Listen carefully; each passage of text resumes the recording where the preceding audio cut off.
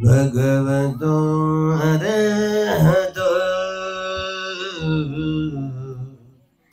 सम्मा सम्बुद्धस्स नमो तस्स भगवतो अरहतो सम्मा सम्बुद्धस्स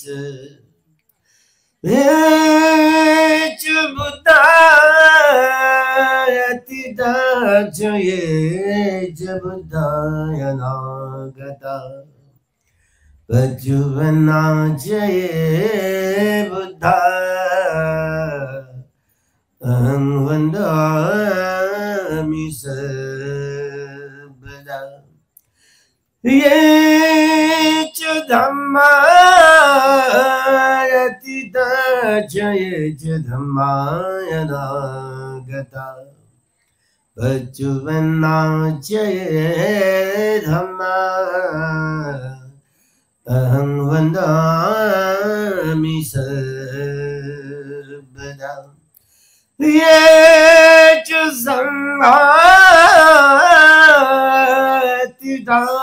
ये च संघाय नागता पचुवन्नाचये संघा अहं वन्दामि सर्वदा। महाकारुणिक तथागत भगवान अरहत सम्यक संबुद्ध भगवंतांनी सुआख्यात केलेला सुस्पष्ट केलेला जो धारण करणे योग्य असा सद्धम्म आणि संघ गुणांना धारण करून सद्धम्मामध्ये प्रतिष्ठित होणारा आपलं अनर्यत्व नष्ट करून आर्य सत्याचा साक्षात्कार करून आर्यत्व प्राप्त करणारा आपली अविद्या दूर करून आर्य सत्याचा साक्षात्कार करून विद्या प्राप्त करणारा सद्धम्माच्या रसाचं रसास्वादन करणारा अठ्ठपुरीस पुद्गला 8 पुरीस पुद्गल ज्यांना आर्य पुद्गल म्हणतो असा भगवंतांचा त्या आर्य पुद्गलांमध्ये ते गृहस्थ पण गृहस्थीनी पण आणि गृहत्यागिनी पण येतात। एक व्यक्ती जरी ज्याने आर्य सत्याचा साक्षात्कार केलेला असेल एक व्यक्ती तरी संघ गुण त्यांनी धारण करून एक व्यक्ती जरी असला तरी संघ म्हणून शोभा देतो।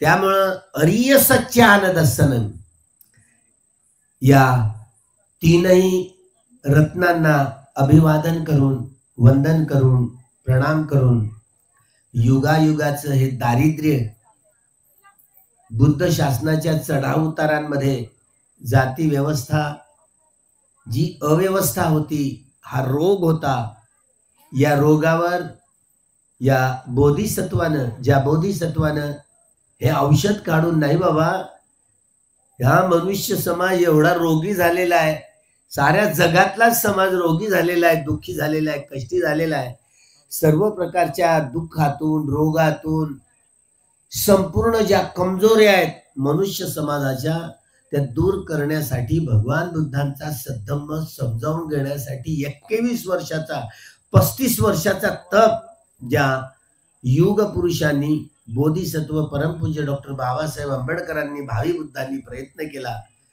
त्या बोधिसत्वाला कोटी कोटी वंदन भावी बुद्धाला कोटी कोटी वंदन। या भाद्रपद पौर्णिमेच्या निमित्तानं भगवंताला जे सहज दान दिलं मधु ज्यामुळं भगवंताचा हा सद्धम्म विशेष रूपाने भगवंतांनी या पौर्णिमेच्या दिवशी जी राजा बिंबिसाराची दीक्षा झाली राजा प्रसंजिताला जो उपदेश केला, जो दीघ निकायामध्ये प्रसिद्ध असा उपदेश आहे कूटदंत सुत्तामध्ये, राजा शिवाजी संभाजी राजकुमाराला महाडच्या लेणीवर घेऊन गेले, 3दा प्रदक्षिणा केली. हे इकडे काचड किचड काहीतरी अक्षर दिसतात रे, म्हणून तू याच्यावर काहीतरी लिह, तुला काहीतरी लिहित आहे. त्यांनी संभाजी 14 वर्षाचं बाळ राजकुमार, त्यांनी बुद्धभूषण नावाचा ग्रंथ लिहिला. बुद्धभूषण हा जो ग्रंथ राजांनी राज्य चालवायचं कसं या संबंधीचे जे नीती नियम दिलेले आहेत तेच जसेच्या तसे बुद्धभूषण या ग्रंथात उतरलेले आहे. हे 14 वर्षाचं संभाजी बाळ राजकुमार, त्यांनी 14 वर्षाचं बाळ त्यांनी बुद्धभूषण यामध्ये कूटदंत सुत्ताचा उपदेश, या भद्र म्हणजे सुंदर ही पौर्णिमा लोकांचं हे सार्वजनिक जीवन कसं सुखमयी करता येईल, हे भौतिक जीवन आणि आध्यात्मिक जीवन सुखमयी कसं करता येईल याचा उपदेश कूटदंत ब्राह्मणाला जो उपदेश केलेला, तोच उपदेश या राजा प्रसंजिताला उपदेश केला. जी धम्मदीक्षा झाली, धम्मदीक्षा राजा बिंबिसाराची, सिद्धार्थ गौतमाचा जो गृहत्याग झाला, ही शिक्षा त्यांना मिळाली संघाची. ही शाक्यांचा आणि कोलियांचा जो वाद, रोहिणी नदीचा वाद, त्या वादावरून बहुसंख्याक मत तर कोळी खरं होतं, पण कोळी यांच्या विरोधात बोलणं म्हणजे शाक्याच्या संघाविरुद्ध बोलणं होतं. पण शेवटी सिद्धार्थ गौतम राजकुमार मार्ग काढताना इकडली 2 माणसं तिकडली 2 माणसं निवडायची आणि ते 4 जणांना मिळून 1 माणूस निवडायचा. अशा 5 माणसांचं एक शिष्टमंडळ नेमून त्यावर हा वाद विवाद सोडून टाकायचा, रक्तपात करायचा नाही. शेवटी सिद्धार्थ गौतमाचं सगळ्यांनी मान्य केलं, पण मात्र सिद्धार्थ गौतम परतले नाही. ही जरी संघाची शिक्षा झाली, हे एक केवळ निमित्त होतं, पण जी प्रमुख जी कारणं असतात, या दुःखाचं कारण काय, हे दुःख कसं असतं, त्याच्या सत्तेच्या, हे दुःख नष्ट कसं करता येईल, त्या सत्याच्या शोधासाठी, त्याला आर्य सत्याचा शोध म्हणतात, चत्तारी आर्य सत्यानी, या सत्याच्या शोधासाठी गेले. पण एक कारण ठरलं. डॉक्टर बाबासाहेब हिरिरीनं सांगतात, ह्या रोहिणी नदीचा वाद होता, हे एक निमित्त झालं. पण जे जे बोधिसत्व बुद्धत्व प्राप्त करण्याच्या शेवटच्या महाबोधिसत्वाच्या जीवनामध्ये हे प्रामुख्यानं 4 कारणं असतातच. तेव्हा हे प्रमुख कारणं असतात, ज्या कारणांच्या आधारावर सिद्धार्थ गौतम आता ते मागे येत नाहीत. गृहत्याग केल्यानंतर छन्न त्याच्यावर टाकलेले सोनेरी सगळे कपडे, सोनं नाणं आणि सिद्धार्थ गौतम का स्मशान घाटातलं एक ढोबर घेतात, पात्र, आणि ते बिंबिसाराच्या मगधमध्ये प्रवेश करतात. पहिला दिवस त्यांचा भिक्षाटनाचा पहिला दिवस. भिक्षापात्र घेऊन हा एवढा मोठा लांबलचक माणूस काहीतरी हेरगिरी करण्यासाठी आला असेल, म्हणून एवढा मोठा लांबलचक माणूस राजवाड्यातनं बिंबिसार पाहतात आणि म्हणून हेर त्यांच्या पाठीमागे पाठलाग करत असतात. तो गल्ली गल्लीनं चाललेला असतो, कोणीही त्यांना भोजन दिलेलं नसतं. मातीचं भांड, कोणी त्यांना भोजन दिलेलं नसतं. शेवटी एका आंब्याच्या वृक्षाच्या झाडाखाली बसून ओसंबडून सिद्धार्थ गौतम रडतात आणि त्या अश्रूंनी ते भिक्षापात्र ओलं होतं. अश्रूंनी. तर खरंच हा कोण आहे, एवढा लांबलचक माणूस दिसला, भिकारी तर नाही आहे. तेव्हा जेव्हा हेर त्यांच्यापर्यंत जाऊन पोहोचले, तर खरंच त्यांच्या आसुवांनी ते पात्र भिजलं होतं. खरंच ते भिकारी आहेत, काही हेरबीर नाही आहे, सांगत गेले. तेव्हा बिंबिसारांनी हेरलं की निश्चितच हा सिद्धार्थ गौतमच असेल, राजकुमार, जो गृहत्याग करून निघून गेलाय. म्हणूनच त्याला फरमान सांगितलं की त्यांना बोलावूनच घेऊन या, त्यांना बोलावूनच घेऊन या. राजाचा हुकूम आहे. आणि सिद्धार्थ गौतम राजा बिंबिसाराकडे गेले. राजगादीवर बसून असताना आपल्या डोक्यावरचा टोप काढला आणि शेरवान राजाचा कपडा बाजूला केला आणि त्याच्या जवळ गेले. राजकुमार सिद्धार्थ, आपणच आहात, मला खात्री आहे. आपल्याला हे कसं शोभतं? नाही नाही, मी अर्ध राज्य तुम्हाला देतो, अर्ध राज्य तुम्हाला देतो, पण तुम्ही गृहत्याग टाळा. जेव्हा सिद्धार्थ गौतम राजी झाले नाही,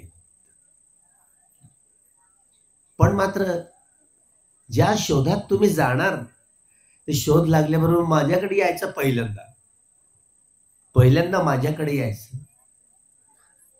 तेव्हा माझ्याकडे यायचं असं म्हटल्यानंतर तो शब्द लक्षात राहिला. आणि सिद्धार्थ गौतम जेव्हा बुद्धत्व प्राप्त झालं, तेव्हा या भाद्रपद पौर्णिमेला त्यांच्याकडे गेले आणि त्यांची ही धम्मदीक्षा झाली. ती धम्मदीक्षा झाली. त्यामध्ये राजा सुखी कसा होईल, राज्यातले लोक सुखी कसे होतील, राजांनी राजधर्म कसा सांभाळायचा, राजांनी राज्य करायचं कसं, बिंबिसाराला उपदेश. याच पौर्णिमेला, भाद्रपद पौर्णिमेला राजा प्रसेनजिताला कूटदंत सूत्र, कूटदंत ब्राह्मण आहे, कूटदंत ब्राह्मणाला जो उपदेश केलाय, महाराज राजांनी राज्य चालवायचं कसं, राजांनी राज्यात चालवायचं कसं. भगवान बुद्ध म्हणतात की ही सगळी जमीन, छोटे जे काही उद्योग आहेत, सगळे उद्योग हे सगळे राज्याच्या अधीन करावे आणि सगळ्या लोकांच्या अन्न, वस्त्र, निवारा, शिक्षण आणि आरोग्य या मूलभूत गरजांची पूर्तता राजांनी करावी. डॉक्टर बाबासाहेब आंबेडकरांनी हा कूटदंतातला हा सुत्ताचा उपदेश संविधानाच्या 21 कलमामध्ये, संविधानाच्या 21 या कलमामध्ये, मिनिट्स बुकामध्ये गेल्यानंतर ही चर्चा आपल्याला मिळते की कुठलंही राजकीय दल सत्तेवर आलं तरी त्यांनी सगळ्या जमिनी आणि कारखान्यांचं, उद्योगांचं राष्ट्रीयकरण करायचं. सगळ्या लोकांचे अन्न, वस्त्र, निवारा, शिक्षण आणि आरोग्य या सगळ्या मूलभूत गरजांची पूर्तता राज्यांनी करायची. देवो वसतु कालेन सस्य संपत्ती हेतूच प्रीतो भवतु लोकोच राजा भवतु धम्मिको. राजा जर धार्मिक झाला तर प्रजेचं भौतिक जीवन, त्याची सजावट करता येईल. एवढंच नव्हे तर आध्यात्मिक जीवनाची सजावट करता येईल. हा दृष्टिकोन घेऊन हा मूलभूत अधिकारात प्रश्न कोंबला. पण बाबासाहेब अल्पमतात पडले आणि शेवटी सरकारी स्वस्त धान्याच्या दुकानातून या गोष्टी परिपूर्ण होतील का? होणार नाही. बाबासाहेब अल्पमतात पडले. या मूलभूत गरजांमध्ये, या अन्न, वस्त्र, निवारा, शिक्षण आणि आरोग्य, त्या सरकारी स्वस्त धान्य दुकानातून मिळतील का? हे मिळणार नाहीत. पण बाबासाहेबांची मूळ भूमिका, जो कूटदंत सुत्तामध्ये जो राजे लोकांना राज्य करण्याचा जो उपदेश, ते अंकित ठेवून जगातल्या कुठल्याच राज्यशास्त्रज्ञांना, त्या देशातल्या राज्यघटना तयार करणाऱ्या जे राजनीतिज्ञ असत, त्यांच्या चित्तात, बुद्धिस्ट देशातले असले तरी त्यांच्या चित्तात आलं नाही. पण डॉक्टर बाबासाहेब आंबेडकरांच्या चित्तात या तिरंग्यावर चौथा हे जे रंग आहे ना, निळं चक्र आहे, धम्मचक्र, फोर नोबेल ट्रूथ हे न्यायाचं प्रतीक. न्याय म्हणजे न्याय पठिपन्नो भगवतो सावक संघो. न्याय म्हणजे न्याय. न्याय म्हणजे सत्य, अंतिम सत्य, सत्यापर्यंत पोहोचण्याचं. फोर नोबेल ट्रूथ 4 आहेत. दुःख आर्य सत्य, दुःख समुदय आर्य सत्य, दुःख निरोध आर्य सत्य, दुःख निरोध गामिनी पटिपद आर्य सत्य. हे धम्मचक्र फिरल्यानंतरच हे भवचक्र, दुःखचक्र, लोकचक्र तोडता येतं. हा उपदेश या 4 रंगाचा झेंडा, तिरंगा म्हणणं कायद्यानं गुन्हा आहे. हा 4 रंगाचा आहे. फोर नोबेल ट्रूथ, आर्य सत्य 4 असतात. कधी नाही कधी या देशातल्या लोकांना हे दुःखचक्र, भवचक्र, लोकचक्र कसं तोडून हे मुक्तीचक्र फिरायला लागलं, धम्मचक्र फिरायला लागलं, तर देशाचं कल्याण होईल. राज्य चालवणारी, राज्य चालवणारं जे सरकार असेल, जे व्यक्ती असेल, धार्मिक राजा असेल, तर ते असं चालवेल. आता काही आईच्या पोटातनं राजा उत्पन्न होणार नाही, तो या मतपेटीतनं उत्पन्न होईल. ही मतपेटीची धारणा आहे ना, डबा ठेवायचे पेटी आणि त्यात लाकडाची एवढ्या ओंडकी असायची, ज्याला शलाका म्हणत. ती प्राचीन काळातली भिक्खू संघाची ही निवडणुकीची प्रक्रिया, याला छंद म्हणतात. छंद म्हणजे निवड, माझी निवड. भिक्खू संघामध्ये कोणत्या विषयावर कधी मतभिन्नता आढळली, ताणतणाव वाढला, तर बहुमताने निर्णय घेण्याची पद्धती ही बुद्धांनी घेतलेली होती, ज्याला शलाका. त्या पेटीमध्ये टाकून बहुमताने निर्णय घेत असत, बहुमताने निर्णय घेत असत. ही पद्धतीच मुळात जनतंत्र, ज्याला लोकतंत्र, लोकशाहीची ही पूर्वपीठिका आहे. लोकशाहीची मुळं भगवान बुद्धांच्या या कूटदंत सुत्तामध्ये आपल्याला मिळतात. भिक्खू संघाच्या मारामाऱ्या, वादविवाद झाले, तर भिक्खू संघ 7 प्रकारचे, जे विनय पिटकातला शेवटचा जो भाग आहे, त्यामुळे 7 प्रकारे ते त्यांचे प्रश्न सोडवत. या 7 प्रकारे प्रश्न सोडवायचे कसे, ज्याला विनय पिटक म्हणतो ना आपण. भिक्खू, भिक्खुणी, उपासक आणि उपासिका, हे 4 पिलर, 4 परिषदा आहेत धम्माच्या. त्यामुळे 4ही परिषदा बरोबर असल्या, या 4ही परिषदा कशा सुरक्षित ठेवाव्या. उपासक, उपासिका, भिक्खू आणि भिक्खुणी यांचा परस्पर संबंध निश्चित करायचा कसा, त्याचे नीती नियम म्हणजे विनय पिटक आहे, ज्यामध्ये 21,000 धम्मस्कंद हे भगवंतांनी टाकलेले. 21,000 धम्मस्कंद. आपल्याला वाटते हा केवळ भिक्खू संघांची नियमावली आहे. ही केवळ भिक्खू आणि भिक्खुणी संघाची नियमावली नाही. त्यांचे भिक्षूंचे 227 नियम आणि भिक्खुणी संघाचे 311 नियम हे नियमावलीत आहे. पण त्यामध्ये उपासक, उपासिका, भिक्खू आणि भिक्खुणी यांचा जो शिलाच्या आधारावर सांघिक जो प्रकार असतो, जे लोक मुक्तीची अवस्था प्राप्त झालेले असतात वा किमान शोतापन्न फलाला प्राप्त झालेले असतात, ते पापकर्मापासून दूर असतात, विरत असतात. पापकर्म त्या लोकांना शिवू शकत नाही. तरी देखील मग गृहस्थ असले, गृहत्यागी असले, जे पृथकजन असले, अभ्यास करत आहेत पण ते धम्मामध्ये प्रतिष्ठित झालेले नाही, आर्य सत्याचा साक्षात्कार केलेला नाही, त्यामुळे त्यांच्या मनाचा स्वभाव बदलत नाही. त्यामुळं खूप असा ताणतणाव समाजामध्ये असतो. त्यामुळे उपासक, उपासिका, भिक्खू आणि भिक्खुणी यामधल्या परस्पर संबंधाची जी निकष आहेत, या निकषाच्या आधारावर यांचे जे ताणतणाव असले तरी सोडवणूक कशी करावी, या सोडवणुकीची नियमावली म्हणजे विनय पिटक. त्यामुळे उपासक, उपासिका, भिक्खू आणि भिक्खुणी यासाठीच नव्हे, तर देवता लोकांमध्ये देखील विनयाची जी परंपरा आहे, विनयाची, त्यांना सांगावं लागत नाही. पण भगवंताचा जो उपदेश सगळ्यांसाठी लागू असणारा, देवता लोकांना उपदेश करत, भिक्खू संघांना उपदेश करत, तो कोणालाही उपदेश केला तरी सगळ्यांसाठी त्यांची देसना होती ती. धम्मं देसेती, त्यामुळं एकूणच हा विनय पिटक, ज्या विनय पिटकामध्ये ज्या साधर्म्य आहे, लोकशाहीची मुळं आहेत. एक व्यक्ती दुसऱ्या व्यक्तीची कसा वागावा तो नेहमीच वीतरागी, वीतद्वेषी, वीतमोही होऊन त्याची वागणूक जर असली तर तो माणसाशी सारखा वागेल दुसऱ्या व्यक्तीशी. ज्यांनी आर्य सत्याचा साक्षात्कार केलेला आहे त्या व्यक्ती वागतात. तुम्ही आम्ही नाही बरं. तुम्ही आम्ही तेरी मेरीवर उठतो. कुणीही असू दे, ते हिंदू असोत की बौद्ध असोत की जैन असोत की शीख असोत की यहुदी असोत की ईसाई असोत, मुस्लिम असोत, ब्राह्मण असोत की ब्राह्मणेतर असोत, काळे की गोरे, या वंशाचे की त्या वंशाचे असू द्या, कुठलेही लोक असले तरी तेरी मेरीवर उठतो ना. 390 प्रकारच्या स्वभावाची आपण माणसं सगळे, रागमूलक, द्वेषमूलक, मोहमूलक, बुद्धिमूलक, भयमूलक, वितर्कमूलक स्वभावाचे आपण माणसं. आणि म्हणून आपण नेहमीच काय करतो, रागरंजित, द्वेषदूषित आणि मोह मोडीत होऊन कामं करतो काया वाचा मनाने. म्हणून दूषित परिणाम येतात. म्हणून भांडीकुंडी वाजत असतात प्रत्येकाच्या घरात.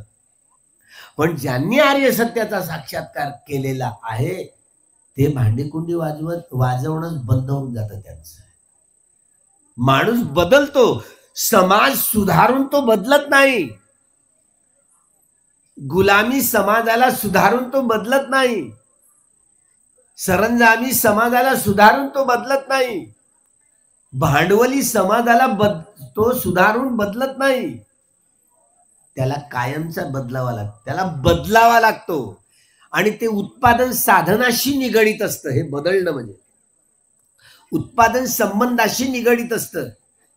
आज घडीला जे कम्प्युटरचा विकास झाला, आधुनिक भांडवलशाहीमध्ये जे कामगार आणि भांडवलदार वर्गांचे हा वर्ग संघर्ष जो होत होता तो आपल्याला कसा दिसतो? कम्प्युटर युगामध्ये जसा मार्क्स म्हणत होता तसा दिसत नाही. जसा लेनिन म्हणत होते तसा दिसत नाही. डॉक्टर बाबासाहेब आंबेडकरांची दृष्टी ही एवढी व्यापक होती. ही व्यापक दृष्टी या कूटदंत सूत्रातून बाबासाहेब बोलले, दी डिक्टॅटरशिप ऑफ प्रोलेटारिएट, सर्वहाराची तानाशाही, हुकुमशहा कुणी असो तो अन्याय करणाराच असतो. कारण त्यांचं मानस बदललेलं नसतं. ती व्यक्ती वीतरागी, वीतद्वेषी, वीतमोही होऊन कर्म करणारी नसते. जरी राजा प्रसेनजीत शोतापत्ती फळाला पोहोचले,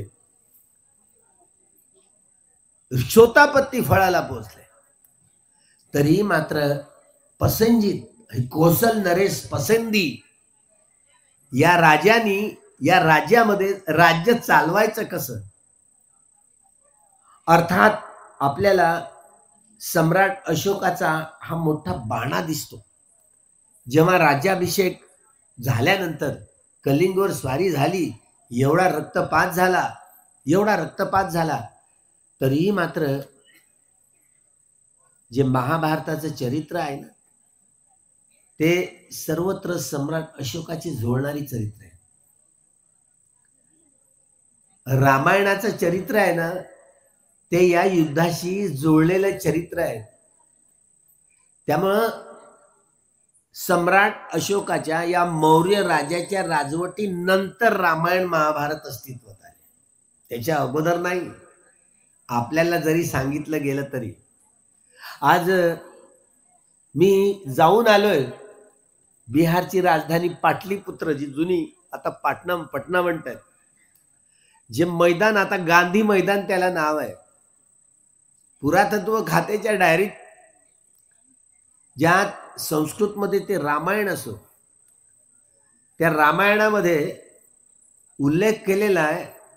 ते रावण, आता जे लंका म्हणतो ती लंका नाहीये. लंका ही खरी तीच होती जिला आता जी पटना म्हणतात, जी जाळून टाकली होती. त्यामुळं तिथे भिक्षूंच्या ज्या कत्तली झाल्या, ते नगरीची नगरी, शहरचं शहर जाळून टाकलं. आणि तिथे अशोक वनामध्ये सीता होती असं म्हटलं जातं ना. ते वर्णनच तसं आहे. ते अशोक वन म्हणून पूर्वी होतं. ते अशोक वन होतं. त्यामुळं रामायणामध्ये हे जे संदर्भ आले, हा खरा राम बाबासाहेबांना दिसला.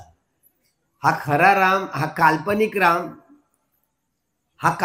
राम, तो खरा राम तर पुष्यमित्र शुंग होते. खिलजीने आपल्याला हल्ले केले. हळूहळू पुरातत्व शास्त्रज्ञांचे आपले जे लोक पुढे येत आहेत, सरसावले आहेत, आणि त्यातनं हा मुस्लिम आक्रमक लोकांनी नालंदा जाळली नाही, मुस्लिम आक्रमक लोकांनी वैशाली जाळली नाही, हे मगध राज्य जाळलं नाही, तर पुष्यमित्र शुंगांनी जाळलं या निष्कर्षावर पोहोचले. म्हणजे खरं रामायण हेच घडलं. हा खरा राम म्हणजे कोण? पुष्यमित्र शुंग, ज्यांनीच या साकेत नगरीचं नाव बदलून अयोध्या केलं. साकेत नगरीचं नाव बदलून अयोध्या केलं. त्यामुळं असली लोक भुलून गेले आणि नकलीच्या पाठी लागले. सत्ता अशी वस्तू असते. या घडीमध्ये, या वेळेमध्ये डॉक्टर बाबासाहेब आंबेडकरांनी जे संविधान समितीमध्ये हा आग्रह धरला होता, पण बाबासाहेब अल्पमतात पडले. रिपब्लिकन पार्टीच्या घटनेमध्ये डॉक्टर बाबासाहेब आंबेडकरांनी हा मुद्दा कोरला. रिपब्लिकन पार्टी जर सत्तेवर आली तर या सगळ्या जमिनी आणि सगळे कारखाने हे राज्याच्या अधीन मालकीचे करून सगळ्या लोकांच्या अन्न, वस्त्र, निवारा, शिक्षण आणि आरोग्याच्या या मूलभूत गरजांची पूर्तता केली जाईल. स्टेट सोशलिझम ही संकल्पना मी माझे गुरु भगवान बुद्ध यांचे पासून उचललेली आहे. हा राजा प्रसन्नजिताला हाच उपदेश या भाद्रपद पौर्णिमेला भगवान बुद्धांनी केला. हे खरं आहे की सम्राट अशोकाच्या कालखंडामध्ये राजाश्रय मिळाल्यामुळं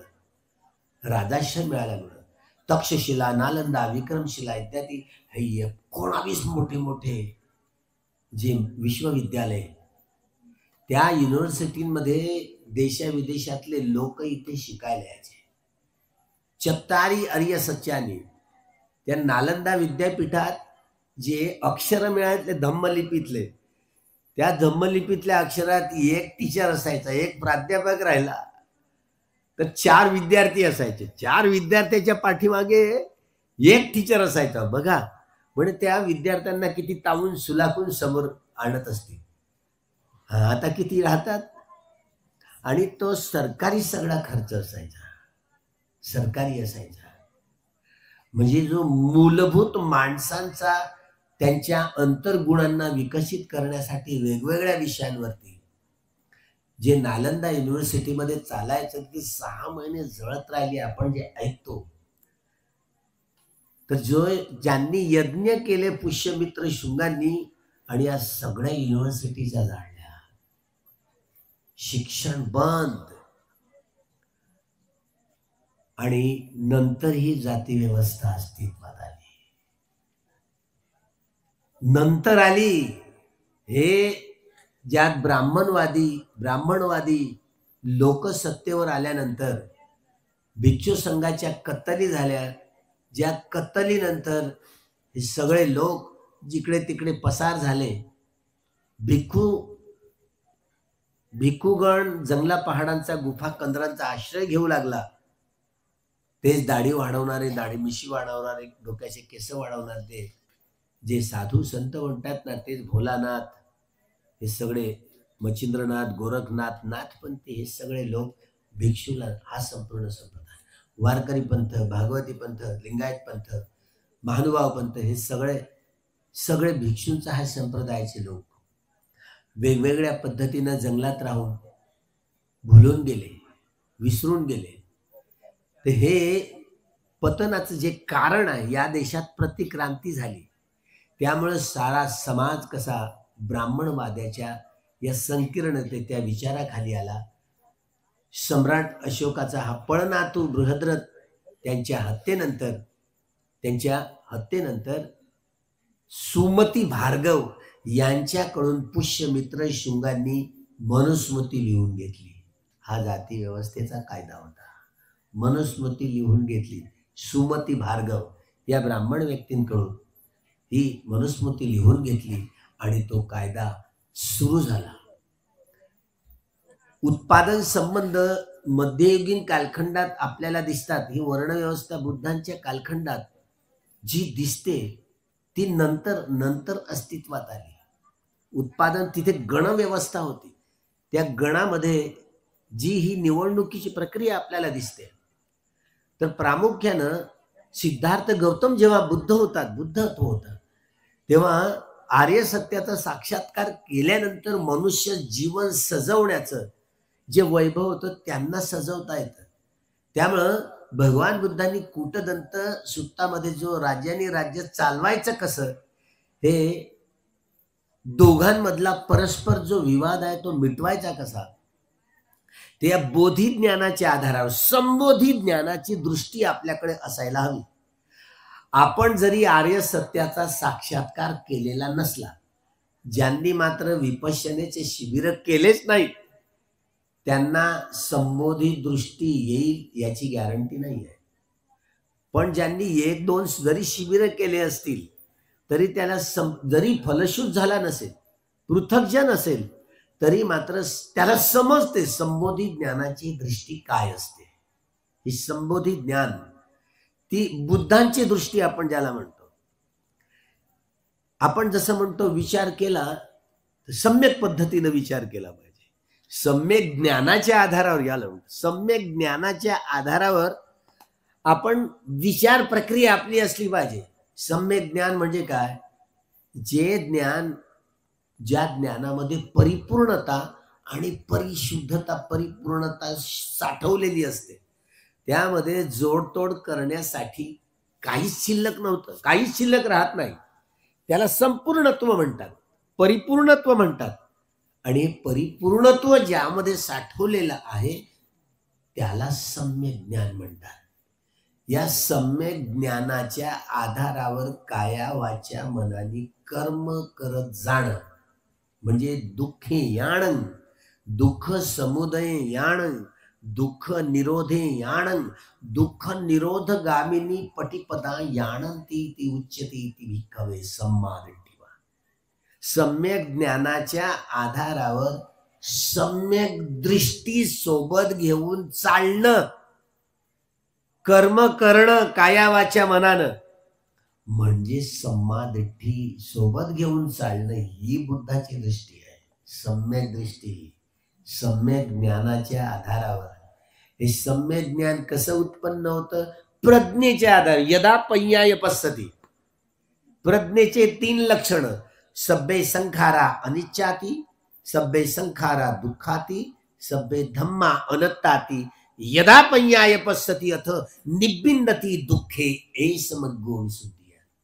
हे अनित्य लक्षण, दुःख लक्षण आणि अनत्त लक्षण या 3 लक्षणांनी हे शरीर आणि मन ही सारी प्रकृती तिचे तुकडे तुकडे करून पाहणं, तुकडे तुकडे करून पाहणं. या प्रकृतीचं अंतिम सत्य म्हणजे अठ्ठकलाप, अग्नी वायू जल आणि पृथ्वी धातू आणि त्यांची 4 गुण या 8ही कलापांनी मिळून बनलेला सूक्ष्माती सूक्ष्म कण की ज्याचं संश्लेषण विश्लेषण विघटन आणि विभाजन करताच येणार नाही. हे भौतिक जगाचं अंतिम सत्य म्हणजे अठ्ठकलाप होय. अठ्ठकलाप म्हणजे त्याला परमाणू नाही म्हणतायत, रेणूही नाही म्हणतायत. परमाणू म्हटलं ना आपण तर तो अणूचा 36वा भाग म्हणतो.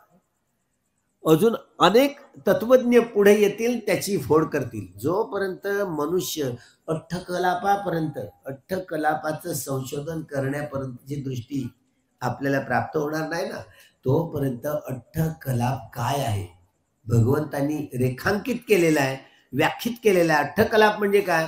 की अग्निवायू जल आणि पृथ्वी धातू आणि त्यांची 4 गुण या 8ही कलापांनी मिळून बनलेला सूक्ष्माती सूक्ष्म कण की ज्याचं संश्लेषण विश्लेषण विघटन आणि विभाजन करताच येणार नाही.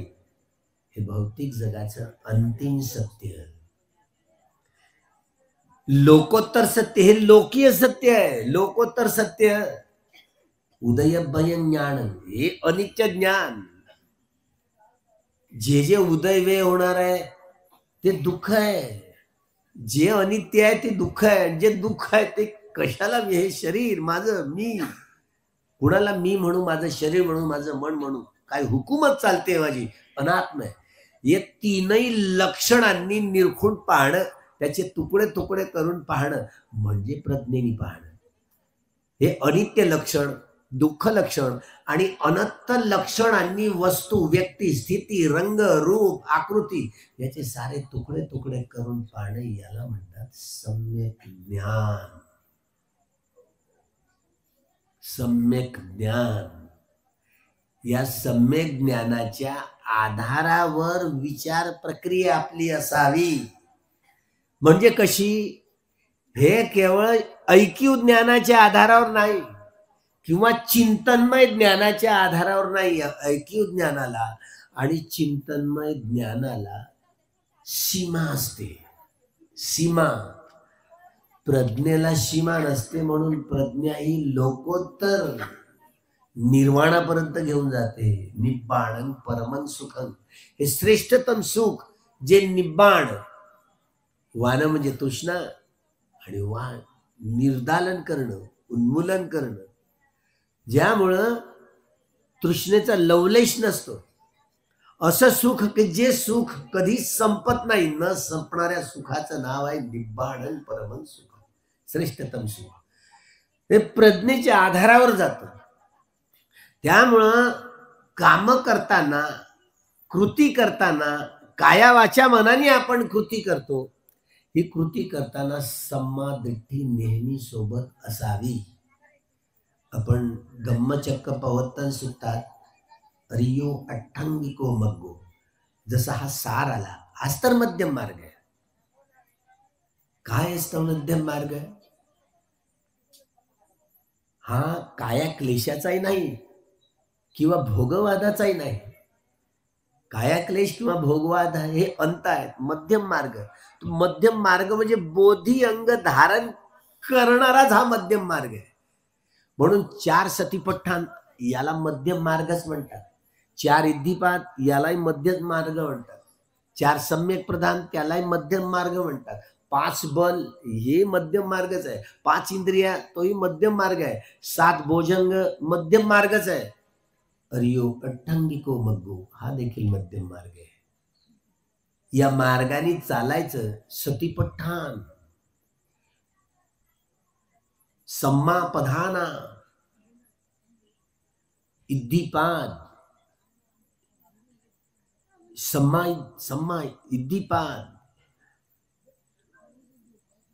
पंच बलानी, पंच इंद्रियानी, सप्त भोजंगानी.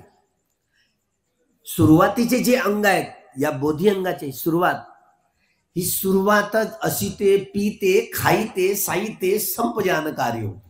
आता झोपल्यानंतर आपण काय जागृत राहत नाही. तुम्ही काय, मी काय.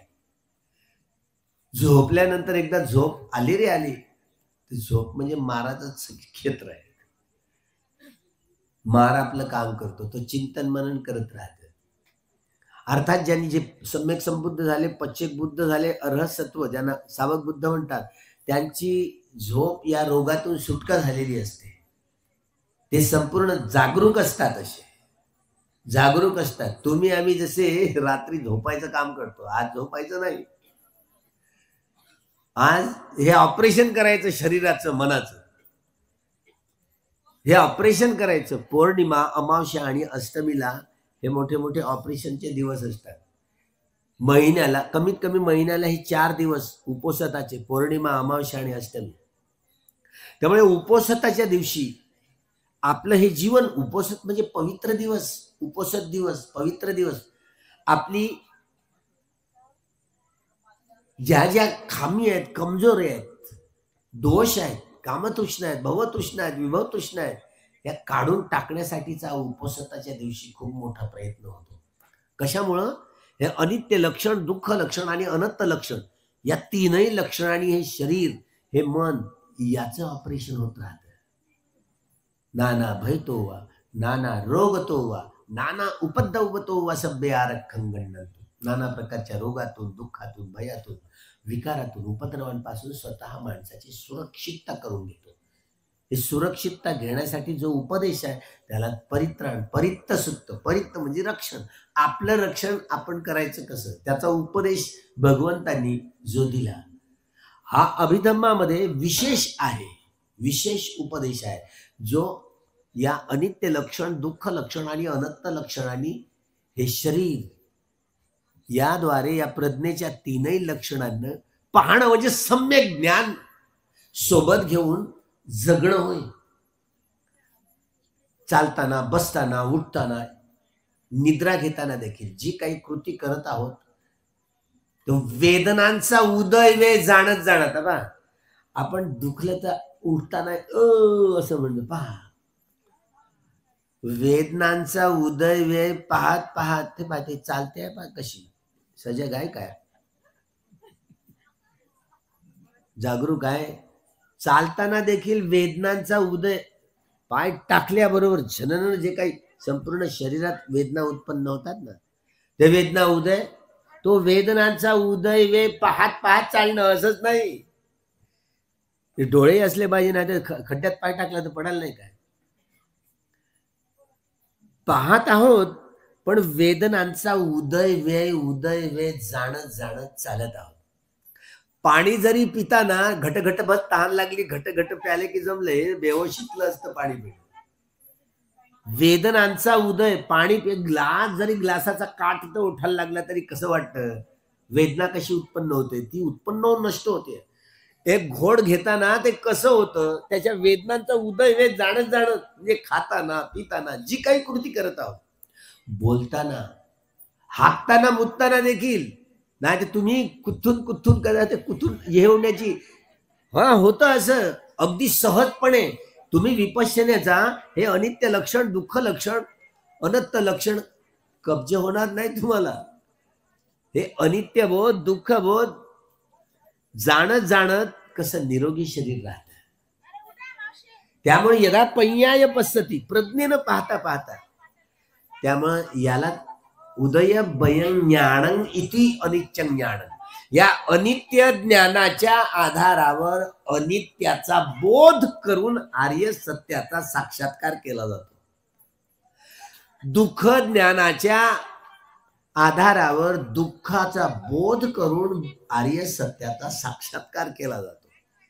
अनंत ज्ञानाच्या आधारावर अनंताचा बोध करून आर्य सत्याचा साक्षात्कार केला जातो. आपल्याला जरी साक्षात्कार करता आला नाही अजून, तरी मात्र हे प्रत्यक्ष व्यवहारात उदय वे जाणत जाणत कर्म करायची बेहोश. हे होशात कधी श्वासावर लक्ष राहत नाही, प्रत्येक वेळेला श्वासावर लक्ष राहत नाही. पण वेदना अशी गोष्ट आहे, ही डॉक्टरीनच भगवंताची इथून सुरू होते. वेदना पच्चया पय्या. श्वास देखील एक प्रकारची ती संवेदनाच असते. श्वास देखील संवेदनाच असते सूक्ष्म पाहिलं तर. त्यामुळे वेदना पच्चया पय्या, वेदनांच्या आधारावर प्रज्ञेनं पाहणं म्हणजे अनित्य लक्षण, दुःख लक्षण, अनात्म लक्षण या लक्षणांनी पाहणं. तर ती वस्तू, व्यक्ती, स्थिती, रंग, रूप, आकृती यातलं आतलं बाहेरचं सगळं रहस्य आपण खोलून टाकू शकतो. हे ज्ञान, हे सम्यक ज्ञान. सम्यक ज्ञानाच्या आधारावरच विमुक्तीकडे आपण आपली पावलं नेऊ शकतो, विमुक्तीपर्यंत पोहोचू शकतो. मार्गदर्शक असला तर. राजा पशंदी जेव्हा ती व्यक्ती श्रोतापन्न झालेली, श्रोतापन्न, आता एक वेळ श्रोतापन्न झालेली व्यक्ती किती प्रगल्भ असते. म्हणजे चक्रवर्ती, म्हणजे एक व्यक्ती जरी असला तरी ते एक संघ म्हणून. त्यामुळे ती व्यक्ती नेहमीच होशात असते असंही नाही आहे. फक्त त्या व्यक्तीने सकाय दिट्ठी, विचिकित्सा आणि शीलवर परामर्श ही 3 बंधनं गाळून टाकलेली असतात. कारण धम्म म्हणजे पोरखेळ नव्हे, ही लढाई आहे, माराविरुद्धची लढाई आहे. किलेश मार, देवपुत्र मार, किलेश मार, खंड मार, अभिसंखारा मार, मच्छी मार. माराविरुद्धची प्रचंड युद्ध आहे, युद्ध. त्यामुळं हे क्षणाक्षणाला मार आपल्या चित्तात आरूढ होतो. आणि हे बुद्धांना बुद्धत्व प्राप्त झाल्यानंतर ह्या सगळ्या मनुष्य वा मनुष्यतर प्राणी नेहमी दूषित, रागरंजित, देशदूषित, मोहमुडीतच होऊन कर्म करतात. त्यांना काय माहिती शुद्ध पिओ माइंड काय? हे केवळ बुद्धालाच कळतं, दुसऱ्या व्यक्तीला नाही कळते. म्हणून सम्यक संबुद्ध एवढे श्रेष्ठ कोणीच नसतात, ज्यांना आपण महापुरुष म्हणतो. आपल्याला तेव्हा जेव्हा विपश्यना या कम्मठ्ठाणाचा अभ्यास करतो, आनापान आणि इतरत्र शमद भावनेचे कम्मठ्ठाणाचा जो अभ्यास करतो, याला चित्त समाहित करण्यासाठी खणिक समाधीपासून उपचारपासून अर्पणा समाधीपर्यंत कसा प्रयत्न करावा हे शमद भावनेच्या कम्मठ्ठाणापासून जेव्हा विपश्यना भावना करतो, तेव्हा खऱ्या अर्थानं वेदनांचा उदय जाणणं, यथाभूत जाणणं म्हणजे हेच अनित्य ज्ञान होय. या अनित्य ज्ञानाच्या आधारावर वेदनांच्या उत्पत्तीपासून, वेदना कुठलीही असू दे, ती सुखा दुःख अधुक आहे, शारीरिक वेदना, सौमनस्या दौर्मनस्या, चैतसिक वेदना, वेदनेच्या उत्पत्तीचा क्षण, वेदना जोपर्यंत राहतोय तो स्थितीचा क्षण आणि भंगत्वाचा क्षण, या तीन क्षणां मिळून, वेदनेच्या या तीनही क्षणां मिळून एक चित्तक्षण तयार होतो. चित्तक्षण तयार होतो. त्यामुळं एका चित्त क्षणासाठी हे चित्त एकाग्र झाले, याला खणिक समाधी म्हणतात. एका चित्त क्षणासाठी एक खणिक समाधी, एका क्षणासाठी चित्त समाहित होणं. वितर्क, विचार, प्रीती, सुख, एकाग्रता हे पाचही ध्यानाचे अंग एका ठिकाणी येतात. चित्त समाहित होतं. वेदना कळते, वेदनेच्या उत्पत्तीपासून वेळापर्यंतची प्रक्रिया आपल्याला पाहता आली. एका चित्त क्षणासाठी हे चित्त समाहित झालं, एकाग्र झालं. निरंतरता अभ्यासात असली त्याला उपचार समाधी म्हणतात. 5 मिनिटं, 10 मिनिटं, अर्धा तास, 1 तास, 2 तास, 5 दिवस इथपर्यंत. पण ज्या व्यक्ती 7-7 दिवस कंटिन्युटी जर असली तर निश्चितपणे ती अर्पणापर्यंत जाते. चित्त अजिबात ढळतच नाही. एकदम जसा खंबा गाळलेला आहे, अजिबात हालत नाही, अजिबात एकदम स्थित प्रज्ञता साठवलेली असते. याला समुच्छेद प्रहार म्हणतात, ज्या आधारावर अशा रीतीने ही शमत भावनेच्या कम्मठ्ठाणाची ही संपूर्ण अभ्यासाची प्रक्रिया आपल्याला कुशल चित्ताकडे घेऊन जाते. कुशल चित्ताची एकाग्रता म्हणजेच सम्यक समाधी, जे अनित्य लक्षण, दुःख लक्षण आणि अनंत लक्षणाचा अभ्यास केला जातो या समाधीच्या समाधीसाठी, समाधी प्रज्ञेसाठी, आणि प्रज्ञा विमुक्तीकडे नेणारी असते. त्यामुळे प्रज्ञेला तिला सीमा नसते. आपल्या ऐक्यू वा चैतस या चिंतनमय ज्ञानाला ही सीमा असते, प्रज्ञेला सीमा नसते. हे तुकडे तुकडे पाहत पाहत करून कर्म करणं म्हणजे उदय वे, वेदनांचा उदय वे स्पष्टपणे, वेदनेच्या उत्पत्तीपासून वेयापर्यंतची सारी प्रक्रिया यथाभूत पाहणे, यथाभूत ज्ञान दर्शन, याला अनित्य ज्ञान म्हणतात. अरे वेदना कुठलीही असली, दुःखाचं क्षेत्र आहे. सुखद वेदना आली, प्रतिक्रिया करून रागाच्या गाठी, दुःखद वेदना आली, प्रतिक्रिया करून द्वेषाच्या गाठी, अदुःखद असुखद वेदना आल्या, प्रतिक्रिया करून मोह बुडतेच्या गाठी जर बांधत असू तर दुःखच निर्माण करतो ना. हा दुःखाचा बोध आहे. अरे शरीर मी, माझं शरीर मी नाही, माझं नाही, कुठल्या अग्निवायू दिला आणि पृथ्वी धातूंच्या प्रधानता घेऊन आलेली संविधा ती तर उत्पन्न होऊन नाश पावणारी, जिला मी म्हणू. हे तरंग आहे, अठ्ठकलापांचा तरंग आहे. कुणाला मी म्हणू, माझं शरीर म्हणू. कुठली वेदना असो, कुठली संज्ञा असो, कुठलाही संखार असो, कुठलंही विज्ञान असतो, चक्षु विज्ञान की श्रोत्र विज्ञान, प्राण विज्ञान, जीवा विज्ञान, काय विज्ञान, मनोविज्ञान, ते उत्पन्न होऊन तेही तरंग बुदबुदे. अठ्ठकलापांचा तरंग आहे, चित्त चैतसिकांचा तरंग आहे. कुठल्या तरंगांना मी, याला अनंत ज्ञान म्हणतात. असा अनुभव करणं, एका क्षणासाठी याचा अनुभव करण्यासाठी मोठे मोठे लांब कोर्सेस करावे लागतात. किमान तो अनुभव तरी करता येतो अनंताचा. अशा रीतीने हे शरीर आणि मन याचे तुकडे तुकडे करून पाहणारी विद्या, जिला विपश्यना कम्मठ्ठाण म्हणतात, हे अनित्य लक्षण, दुःख लक्षण आणि अनात्म लक्षण, या लक्षणांनी पाहून या प्रज्ञेने पाहून हे शरीर आणि मनाचं हे सारं आतलं बाहेरचं सगळं क्षेत्र त्याची जाणकारी परिपूर्ण प्राप्त होते. तेव्हा हे सगळ्या प्राण्यांचं, मनुष्यांचं, सजीवांचं, निर्जीवांचं, भगवंताची यालाच म्हणतात बुद्धांची दृष्टी. बुद्धांची दृष्टी ही सम्यक ज्ञानाच्या आधारावर सम्मादृष्टी हे नेहमीच सोबत घेऊन कर्म करावं लागतं. ही संबोधी ज्ञानाची ज्ञान ही बोधी ही मिथ्या नाही, ती संबोधी आहे. म्हणून संबोधी ज्ञान सम्यक जी स्वतःमध्ये परिपूर्ण परिशुद्धता साठवलेली असते. त्यामुळे बोधी ज्ञान संबोधी ज्ञानाची दृष्टी म्हणजे वैज्ञानिक दृष्टी नव्हे, नाहीतर गडबड होईल इथे. आपल्या अनेक भिक्षूंमध्ये भिक्षुणींमध्ये उपासक उपासिकांमध्ये वैज्ञानिक दृष्टी म्हणजे सम्मादृष्टी, बुद्धांची दृष्टी नाही आहे.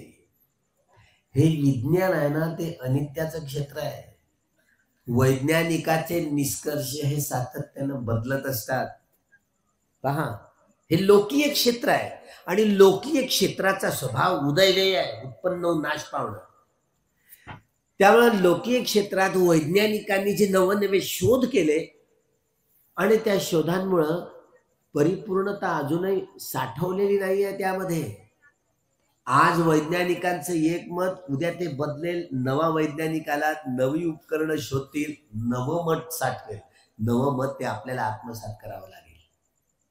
हे बदलणार आहे, हे बदलणार आहे.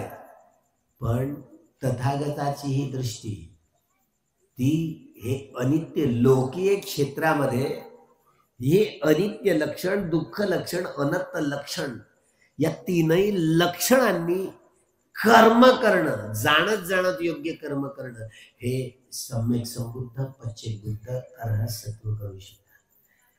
अनागामी फळाला पोचलेली व्यक्ती काही क्षणासाठी, कारण त्याच्याही सगळ्या ज्यात अत्तवाद जो असतो तो शिल्लक असतो.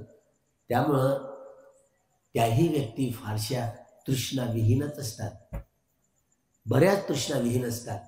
ज्या शोतापन्न असो, सकदगामी असो, त्या व्यक्ती अकुशल कर्म करत नसल्या, अकुशल कर्म त्यांना स्पर्श करत नसले तरी मात्र पूर्णपणे बेहोशी गेलेली नसते.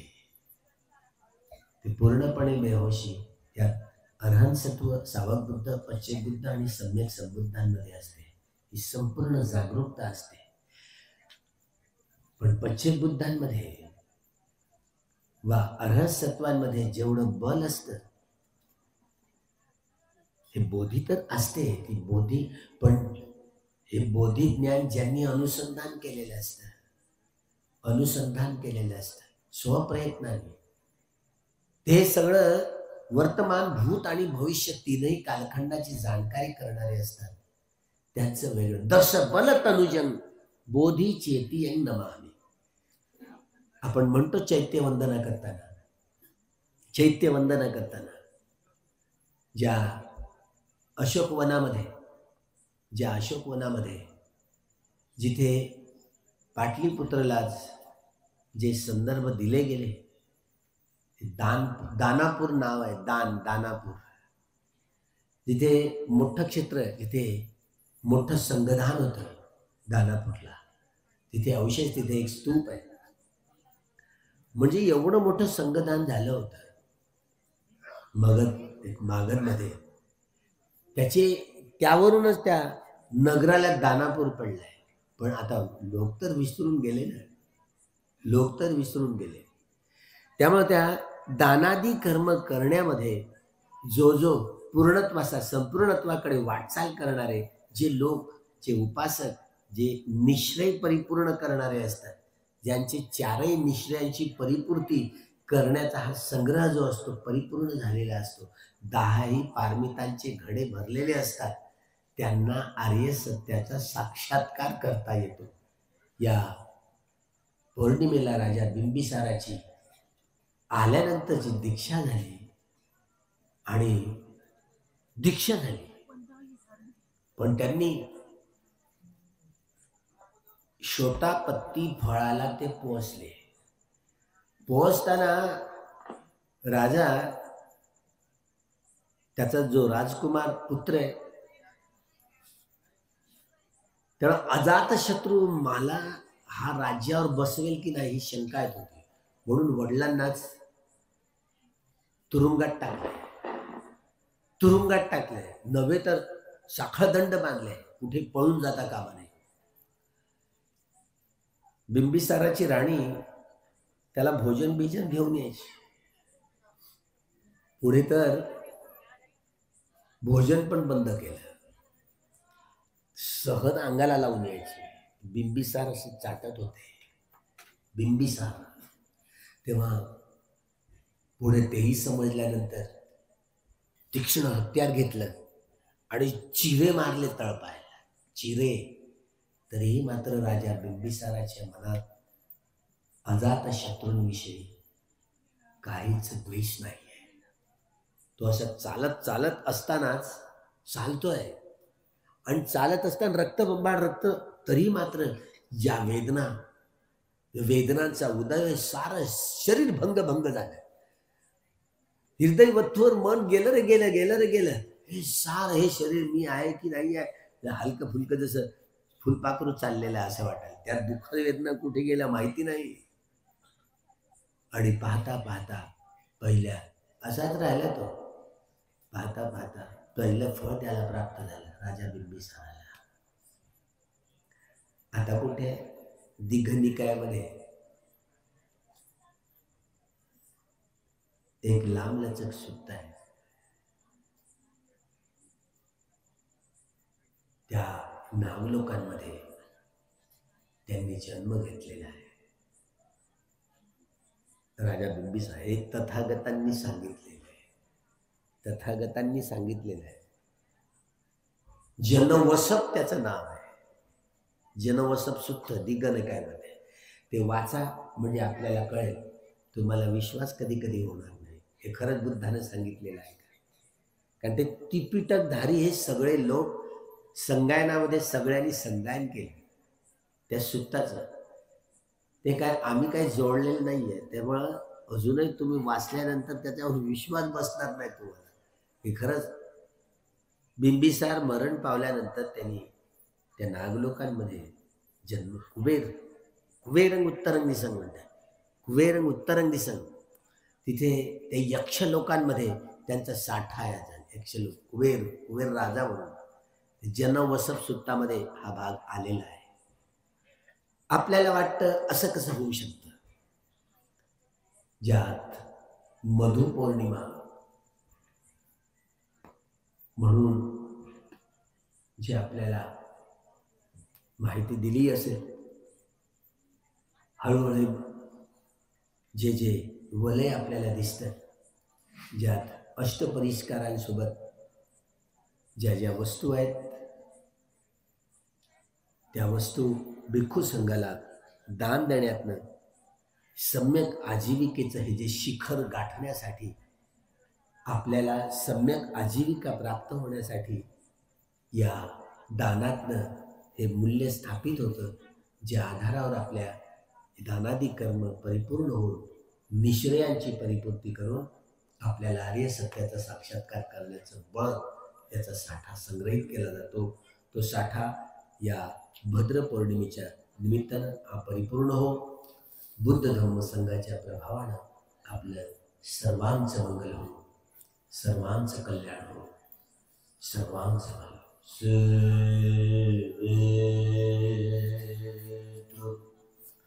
सर्वमंगलं भवतु, सर्वमंगलं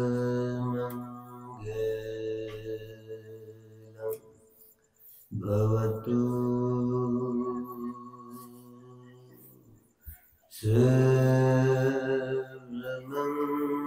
सर्वमंगलं